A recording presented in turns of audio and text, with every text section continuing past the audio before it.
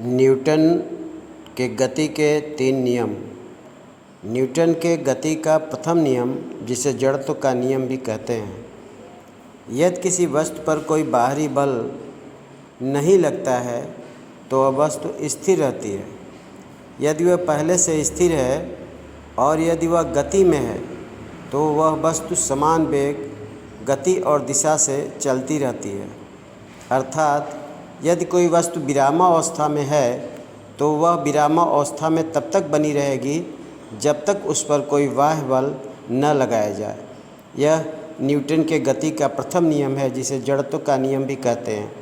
उदाहरण के लिए, यदि एक गेंद को स्थिर छोड़ दिया जाए तो वह तब तक स्थिर रहती है जब तक कोई बाहरी बल उस पर नहीं लगाया जाता।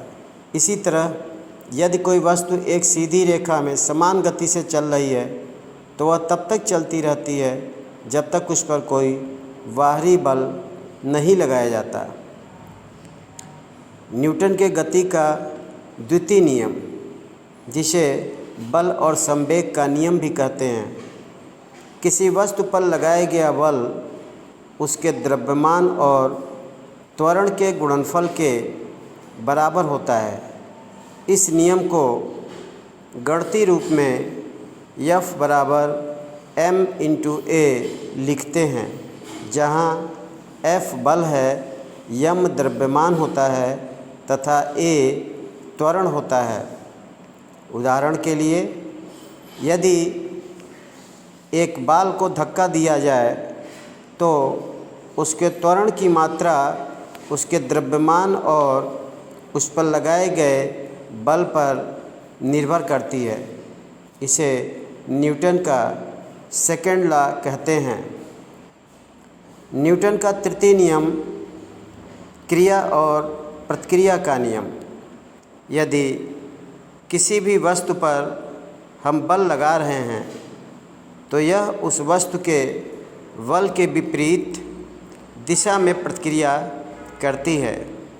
यदि कोई वस्तु किसी दूसरी वस्तु पर बल लगाती है तो दूसरी वस्तु भी पहली वस्तु पर समान परिमाण का बल विपरीत दिशा में डालती है।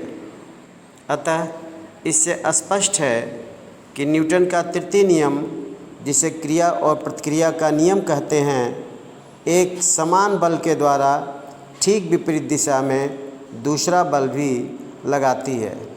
जैसे जब हम ज़मीन पर कूदते हैं तो हमारे पैरों द्वारा ज़मीन पर बल लगाया गया बल ज़मीन द्वारा समान परिमाण का बल विपरीत दिशा में पैरों पर लगाया जाता है, जिसके परिणाम स्वरूप ऊपर की ओर हम उछलते हैं।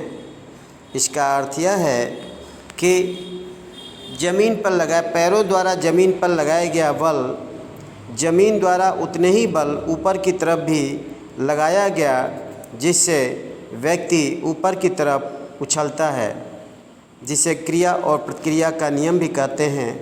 और बंदूक से निकली हुई गोली भी न्यूटन के तृतीय नियम का उदाहरण है।